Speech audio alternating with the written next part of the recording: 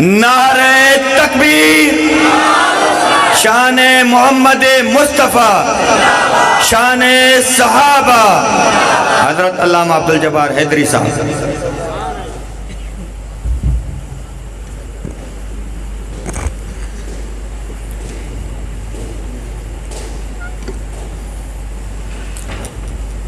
الحمدللہ نحمده ونستعینه اما بعد فاعوذ باللہ من الشیطان الرجیم بسم اللہ الرحمن الرحیم محمد رسول اللہ والذین معه اشداء علی الکفار رحماء بینہم صدق اللہ العظیم۔ درود پاک۔ اللہم صلی علی محمد وعلی آل محمد کما صلیت علی ابراہیم وعلی آل ابراہیم انکا حمید مجید۔ اللہم بارک علی محمد وعلی آل محمد کما بارکت علی ابراہیم وعلی آل ابراہیم انکا حمید مجید۔ مجازی دوستو، بزرگو، بھائیو، قرآن مقدس کی بابرکت محفل اللہ تعالیٰ جے مقدس گھر میں دعا ہے تو اللہ سے پہنی بارگاہ میں قبول فرمائے۔ جن دوستن نے ایڈی ساری محنت کرے ہی پروگرام جوڑے ہوا، اللہ سے انہوں دی محنت کے قبول فرمائے۔ ہی پروگرام پیغام حق نواز جے عنوان سا معنون آہے، ہن پروگرام میں اسانجا پرے کو آئل دوست جے پنجاب کو آئل ہیں وہ بھی ہن پروگرام میں موجود ہیں، جے اوان جی اجازت ہو جے تو ماں اردو میں بیان کیا۔ سمجھیں تو اردو بھائی اجازت مل گئی۔ میں زیادہ دیر آپ کو یہاں روکنا نہیں چاہتا، وقت انتہائی مختصر ہے اور یہ 12 بجے پروگرام ختم ہونا تھا۔ مختصر وقت میں کچھ باتیں عرض کروں گا۔ ہمارے آج کے پروگرام کا عنوان ہے پیغام حق نواز۔ علامہ حق نواز جھنگوی شہید رحمۃ اللہ علیہ نے جو کام کیا ناموس صحابہ کے حوالے سے، وہ کوئی ڈھکا چھپا کام نہیں ہے۔ اللہ تعالیٰ نے ان سے اتنا بڑا کام لیا کہ آج تک دنیا رافضیت پریشان ہے، اور علامہ حق نواز جھنگوی شہید رحمۃ اللہ علیہ نے وہ کام کیا کہ کئی علماء مل کر بھی وہ کام نہ کر سکے جو اکیلے علامہ حق نواز جھنگوی شہید رحمۃ اللہ علیہ نے کیا۔ میں 15 سے 20 منٹ میں اپنی بات کو سمیٹنا چاہتا ہوں۔ سب سے پہلی بات یہ کہ علامہ حق نواز نے کام کون سا کیا، اس کو آپ سمجھیے۔ نبی پاک صلی اللہ علیہ وسلم کے دور میں حضور علیہ السلام کے راستے کی جو رکاوٹ تھے وہ 2 طبقے تھے، بلکہ قرآن مجید کی آیت کو آپ دیکھیں، لَتَجِدَنَّ أَشَدَّ النَّاسِ عَدَاوَةً لِلَّذِينَ آمَنُوا الْيَهُودَ وَالَّذِينَ أَشْرَكُوا۔ اللہ تعالیٰ نے قرآن مجید میں فرمایا ہے کہ اہل ایمان کے سخت دشمن 2 ہیں، ایک یہودی اور نمبر 2 مشرکین۔ اور ہم نے دیکھا کہ واقعی نبی پاک صلی اللہ علیہ وسلم کے دور میں حضور علیہ السلام کے راستے میں رکاوٹیں ڈالنے والے یہی لوگ تھے جنہوں نے حضور علیہ السلام کے ساتھ بغاوتیں کی، شرارتیں کی اور جنگیں کی، مقابلے کیے، اور آپ علیہ السلام کے راستے کی رکاوٹ وہ بنے، وہ یہودی تھے اور مشرکین تھے۔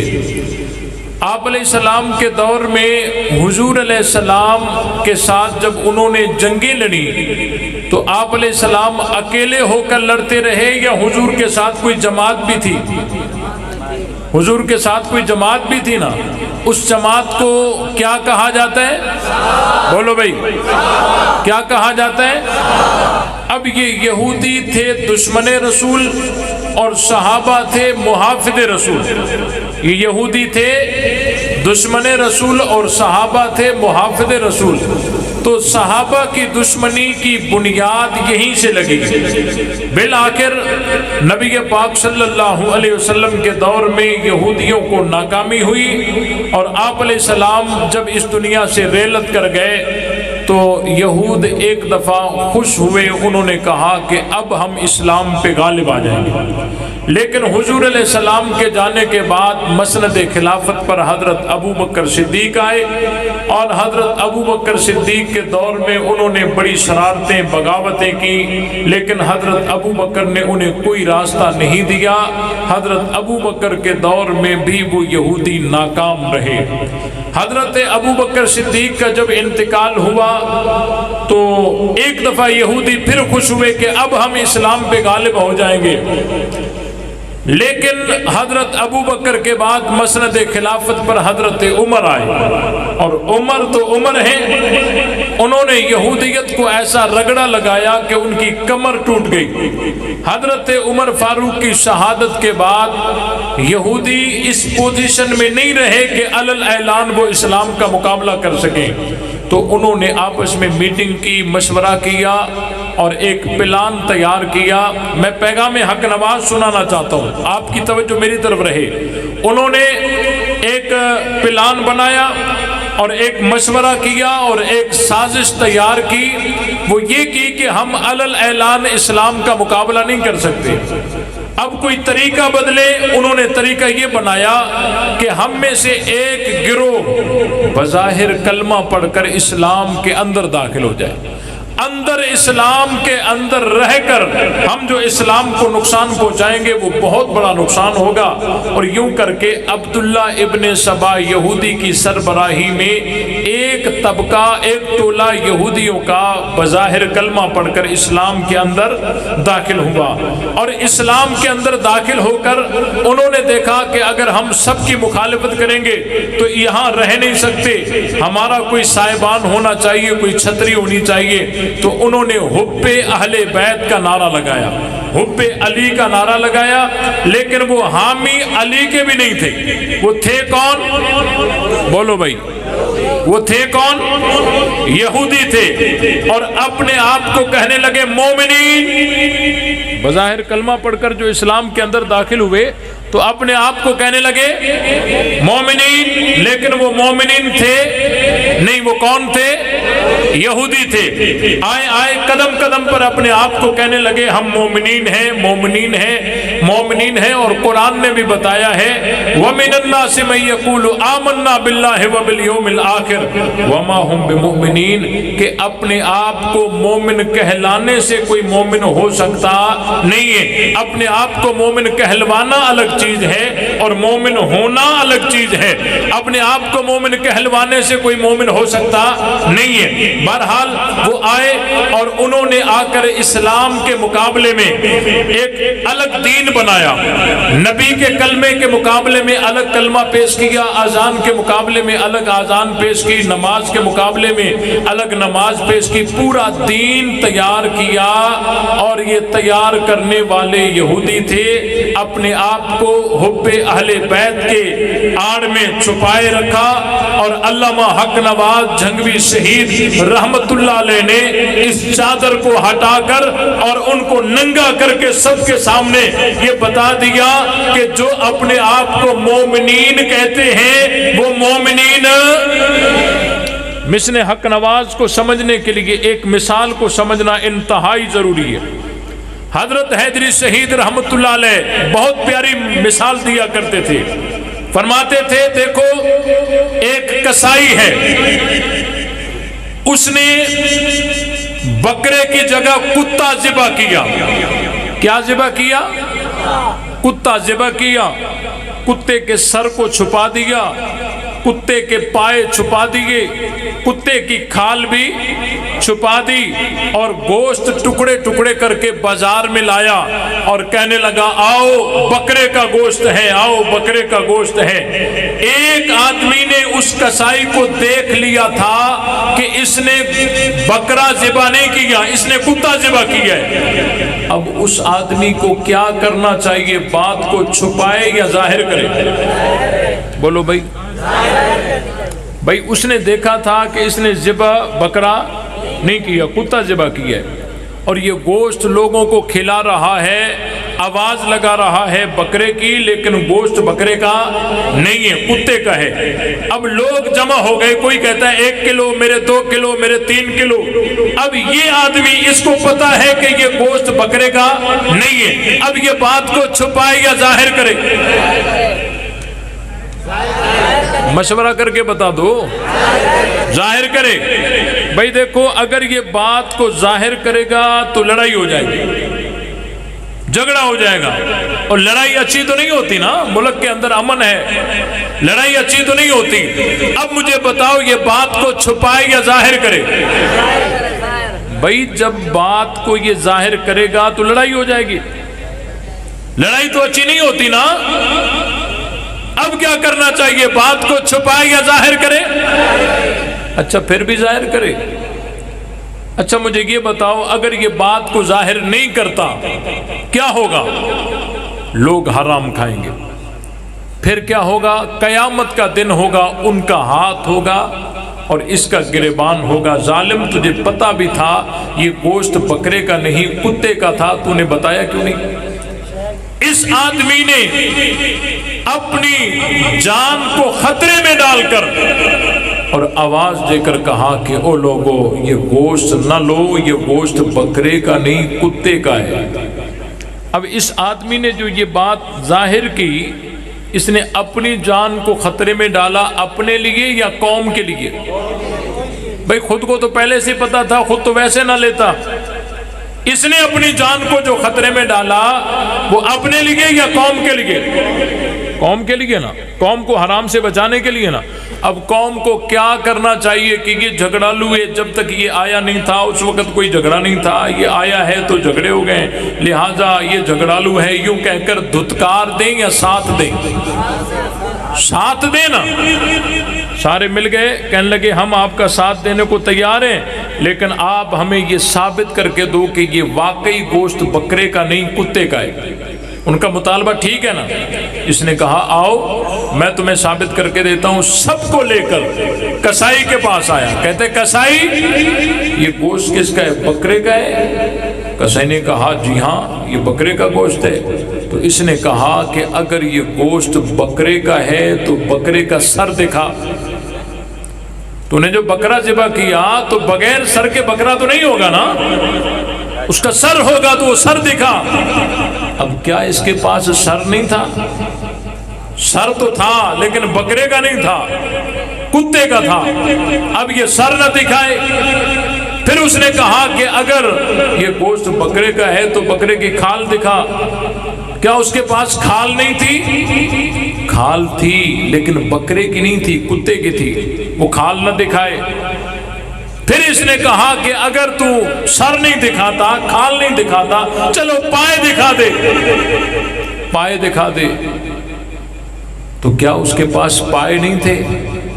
پائے بھی تھے لیکن بکرے کے نہیں تھے، کتے کے تھے۔ تو وہ جب نہ سر دکھائے، نہ کھال دکھائے، نہ پائے دکھائے، تو یہ جذبات میں آ کر اس نے چادر جو ہٹائی، سر تو نکلا لیکن کتے کا نکلا، کھال تو نکلی لیکن کتے کی نکلی، پائے تو نکلے لیکن کتے کے نکلے۔ تو اس نے کہا، سر اٹھا کر کہا او لوگو یہ دیکھو، سر کتے کا ہے تو گوشت بکرے کا کیسے؟ کھال کتے کی ہے تو گوشت بکرے کا کیسے؟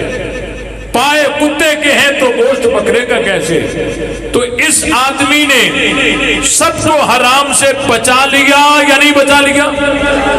تو علامہ حق نواز جھنگوی کی مثال اس آدمی کی طرح ہے۔ علامہ حق نواز نے دیکھ لیا کہ یہ ہیں کافرین لیکن کہتے ہیں مومنین۔ کہتے کیا ہیں؟ مومنین۔ وما ہم بمومنین۔ سمجھ رہے ہو؟ ہے گوشت کتے کا لیکن آواز لگا رہے ہیں بکرے کے گوشت کی، ہیں کافرین لیکن کہہ رہے ہیں مومنین۔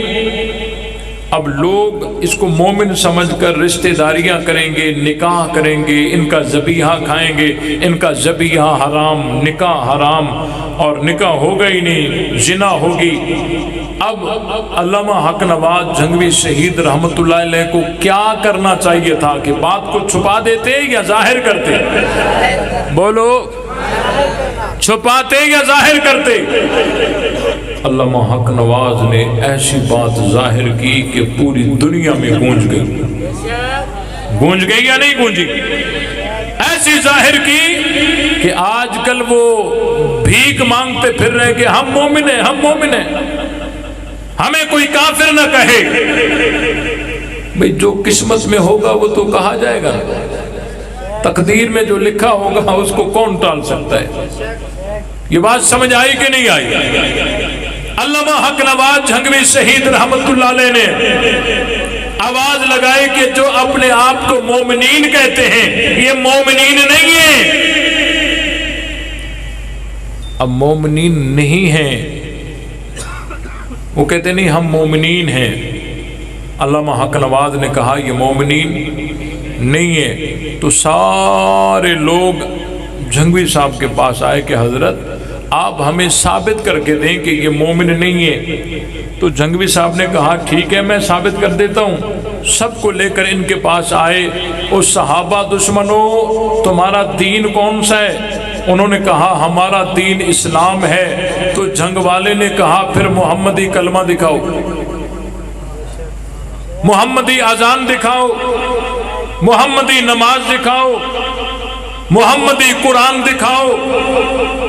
بڑا عجیب مسئلہ ہے، جس قرآن پر ایمان ہے وہ قرآن دنیا میں نہیں ہے، اور جو دنیا میں ہے اس پہ ایمان نہیں ہے۔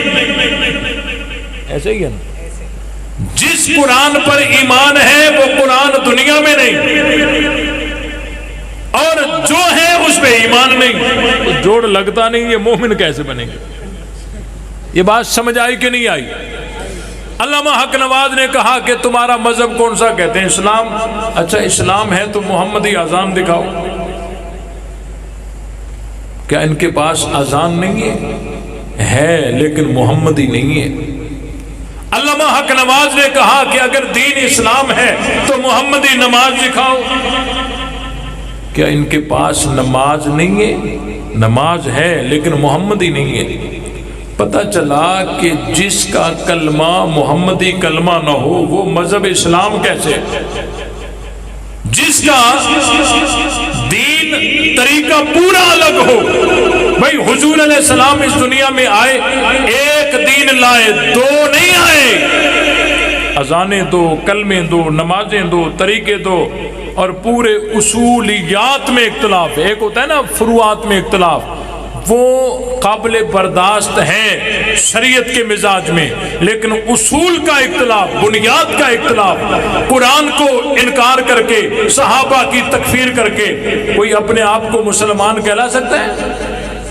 یہ بات سمجھ آئی کہ نہیں آئی؟ تو علامہ حق نواز جھنگوی شہید رحمت اللہ علیہ نے پوری سنی قوم پہ احسان کیا ہے۔ ہمیں چاہیے کہ ہم مشن حق نواز کو مضبوط کریں۔ کرو گے نہیں کرو گے؟ صحابہ کا دفاع کرو گے؟ آخری بات عرض کروں، میں کسی جگہ گیا، مجھے کہنے لگا، ایک آدمی کہتا ہے بھئی کسی کو کافر کہنا کیسا ہے؟ میں نے کہا یہ سوال ٹھیک نہیں ہے، کسی کو کافر کیوں؟ کس کو کافر؟ یہ تو واضح کرو نا، کس کو کافر کہنا کیسا ہے یہ واضح تو کرو نا، کسی کو کیا ہے؟ ہاں مسلمان کو کافر کہنا غلط ہے، اور جس طرح مسلمان کو کافر کہنا غلط ہے اسی طرح کسی کافر کو مسلمان کہنا بھی غلط ہے، باعث تکفیر ہے۔ اگر کوئی آدمی کسی مسلمان کو کافر کہے گا وہ خود کافر ہو جائے گا، اور اگر کسی کافر کو مسلمان کہے گا تب بھی خود کافر ہو جائے گا۔ اس لیے راہ اعتدال یہ ہے کہ مسلمان کو مسلمان کہا جائے اور کافر کو کافر کہا جائے۔ یہ بات سمجھ آئی کہ نہیں آئی؟ باقی رہی بات یہ کہ بھائی کسی مسلمان کو کافر نہیں کہنا چاہیے، ہم اس کی پرزور مذمت کرتے ہیں. کسی مسلمان کو کافر کہنا غلط ہے، صرف غلط نہیں کفر ہے. اگر کسی مسلمان کو کوئی کافر کہتا ہے وہ کفر ہے. یہ بات سمجھ آئی کہ نہیں آئی؟ اس لیے اس کو سمجھیے. ہم صحابہ اہل بیت کا دفاع چاہتے ہیں. اگر کوئی نہیں مانتا نہ مانے، لیکن کسی کتے کو صحابہ پہ بھونکنے نہیں دیں گے. یہ بات سمجھ آئی کہ نہیں آئی؟ تمام پروگرامات جس طرح آپ کے سامنے اعلانات ہوئے ہیں ربیع الاول کے، اس میں تمام ساتھی بھرپور شرکت کرو گے. اور اس کے ساتھ ساتھ میں یہ بھی بتانا چاہتا ہوں، جو طبقہ حضرت حسن رضی اللہ تعالی عنہ کا جنازہ اٹھا کر اس کو تیر مار کر اور گلی گلی میں پھراتا ہو، کیا یہ حضرت حسن کی توہین نہیں ہے؟ کچھ سال پہلے وہ حضور علیہ السلام کا اٹھاتے تھے. پوری شیعت میں کہیں ایسی مثال نہیں ملتی، یہاں یہ اٹھائے جاتے ہیں. بڑا عجیب ان کا مذہب ہے. ہمیں تو یہ بات سمجھ نہیں آتی کہ نبی پاک صلی اللہ علیہ وسلم کا جنازہ بنا کر اور ان کو گلی گلی میں پھرانا، کیا یہ مسلمان ہے؟ اس لیے ہم انتظامیہ سے مطالبہ کرتے ہیں کہ جو مذہب، جس کے مذہب میں یہ جب محرم آتا ہے نا، کہتے ہیں دکانیں بند کرو، یہ کرو، وہ کرو، سارے کرفیو قائم کر دو. بھئی کیا ہے؟ بھئی عبادت ہوگی. بھئی کون سی عبادت ہوگی؟ ایسی عبادت ہوگی کہ اس مذہب میں نہ فرض ہے، نہ واجب ہے، نہ سنت ہے، نہ مستحب ہے، نہ ثابت ہے. وہ عبادت ہوگی. سمجھا؟ کیا ہوگا بھئی؟ دکانیں بند کر دو، بازاریں بند کر دو، چوک خالی کر دو. کیا ہوگا؟ ایک مذہب اپنی عبادت کرے گا. بھئی کون سی عبادت کرے گا؟ وہ ایسی اہم عبادت ہے کہ ان کے مذہب میں نہ فرض ہے، نہ واجب ہے، نہ سنت ہے، نہ مستحب ہے، نہ ثابت ہے. وہ عبادت کرے گا. یہ بھی کوئی عقل ہے؟ یہ بات سمجھ آئی کہ نہیں آئی؟ ہمارے علماء سمجھا کے تھک گئے ہیں. لوگ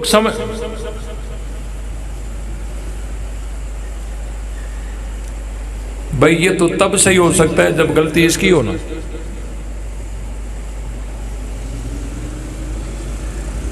اور یہ تب صحیح ہو سکتا ہے جب غلطی اس کی ہو.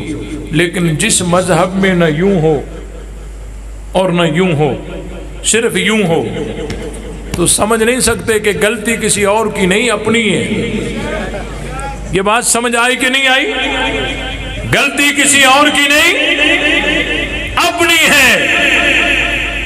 کہتے ہیں کہ جی ہمیں کیسے پتہ چلے کہ حق کہاں ہے، حق کہاں ہے؟ 3 باتیں یاد رکھو. 3 باتیں آپ کو سمجھ آ جائے گا کہ حق کہاں ہے.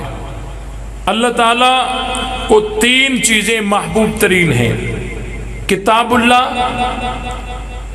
بیت اللہ اور رسول اللہ صلی اللہ علیہ وسلم.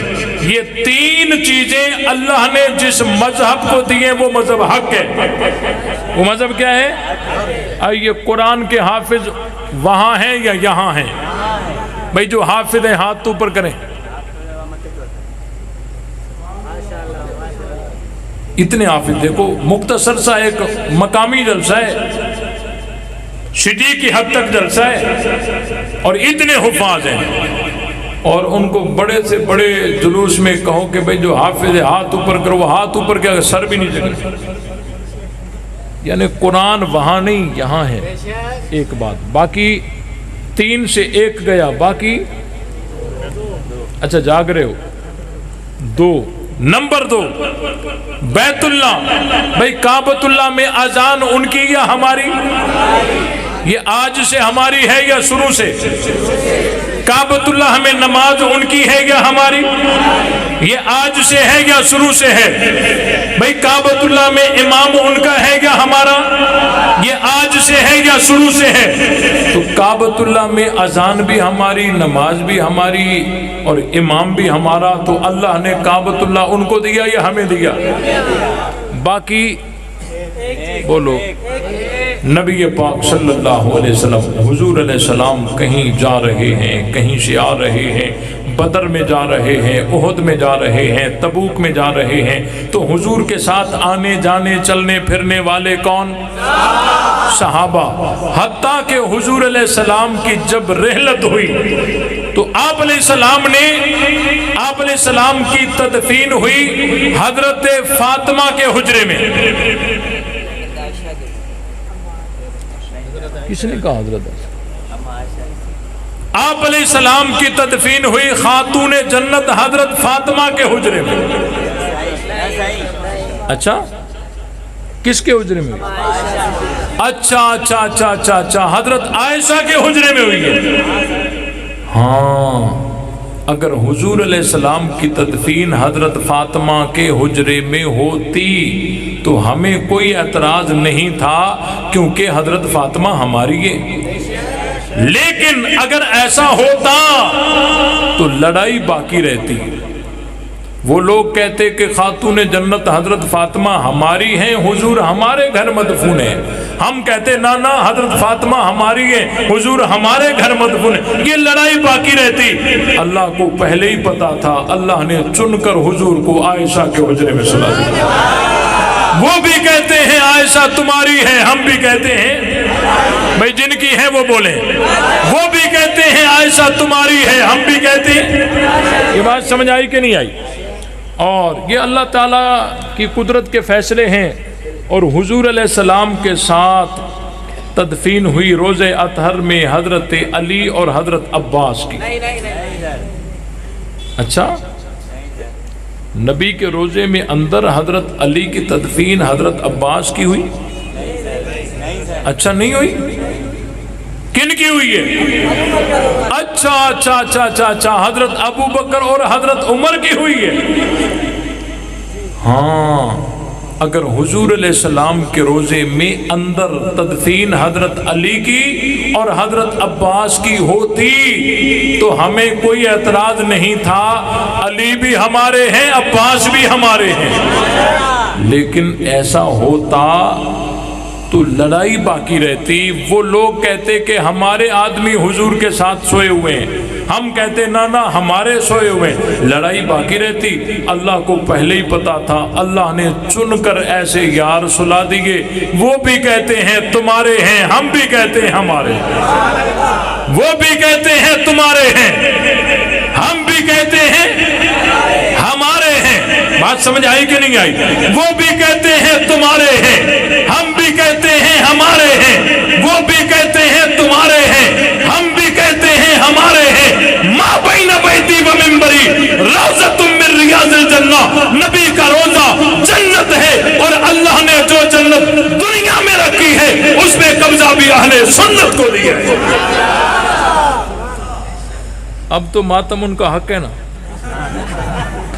اللہ نے جو جنت دنیا میں رکھی ہے اس پہ قبضہ بھی اہل سنت کو دیا ہے۔ اہل سنت کو مبارک ہو، اللہ نے قرآن بھی تمہیں دیا، کعبۃ اللہ بھی تمہیں دیا، اور رسول اللہ بھی تمہیں دیا۔ اس لیے تمام ساتھی آنے والے پروگراموں کو بھرپور کامیاب بناؤ گے۔ اللہ تعالی ہم سب کی حاضری کو اپنی بارگاہ میں قبول فرمائے۔ وآخر دعوانا ان الحمدللہ رب العالمین۔ الحمدللہ رب العالمین الرحمن الرحیم مالک یوم الدین، ایاک نعبد و ایاک نستعین، اہدنا الصراط المستقیم صراط الذین انعمت علیہم غیر المغضوب علیہم ولا الضالین۔ اے میرے مولا، ہماری خطائیں معاف فرما، ہمارے گناہ معاف فرما، ہمارے جرم معاف فرما۔ جن ساتھیوں نے محنت کر کے اس پروگرام کا انعقاد کیا ہے ان سب کی محنت کو قبول فرما۔ جو ساتھی دور دراز سے سفر کر کے اس محفل میں شریک ہوئے ہیں سب کی حاضری کو اپنی بارگاہ میں قبول فرما۔ یا اللہ، جو بیمار ہیں ان کو شفا کاملہ عاجلہ نصیب فرما، جو پریشان ہیں ان کی پریشانیاں دور فرما، جن کی جائز حاجات ہیں اے میرے مولا پوری فرما، جو قرض دار ہیں ان کے قرضے دور فرما، جو بے اولاد ہیں ان کو نیک صالح اولاد عطا فرما، جو مسلمان مرد عورتیں اس جہان کو چھوڑ چکے ہیں سب کی بخشش فرما، مدارس مساجد علماء حق کی حفاظت فرما۔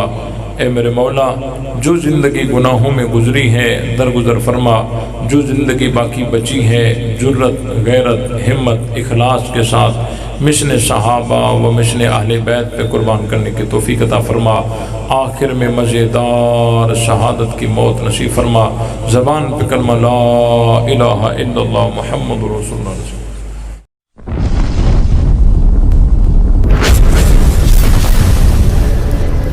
Subscribe my YouTube channel.